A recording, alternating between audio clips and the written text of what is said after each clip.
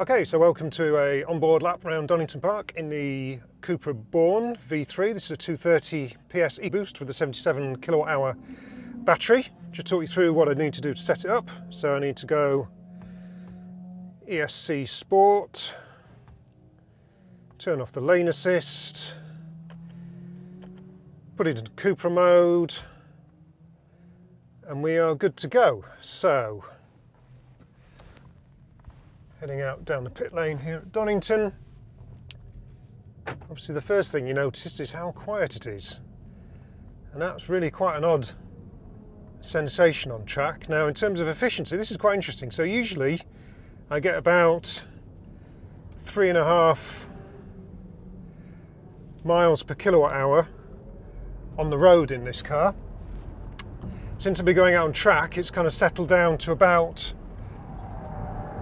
1.4 or so, which doesn't seem bad, and I've done a full morning on track, pretty much, probably half a dozen sessions, and only really had to go and charge at lunchtime, so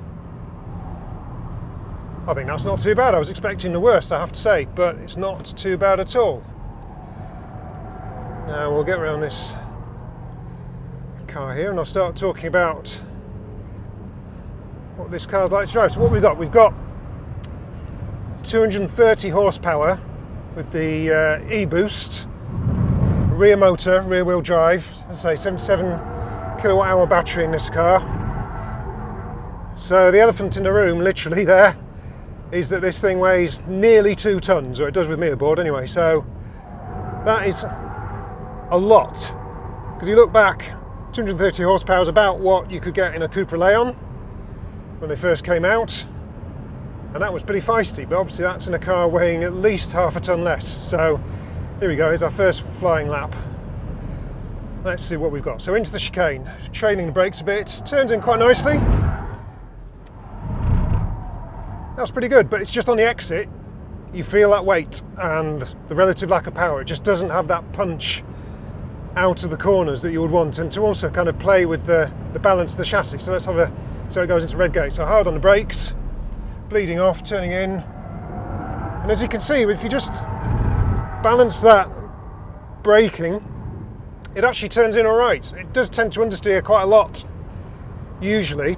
Now down here, down Craner curves, I'm using this just as a bit of a regen opportunity. You can take this flat, but better to just score back some kilowatt hours on the downhill section there. So again, yeah, understeered a bit through there, but if you can time it right with the trail braking and manage not to wake up, even in the ESC Sport, it's still quite intrusive, but obviously that's something the Cupra has that the ID3 doesn't. Now here it's just a little skimmer brakes, and you can see just that little, it's actually quite playful on the throttle. I wish the ESC wouldn't cut in quite so hard. Again, just a little lift, turn it in.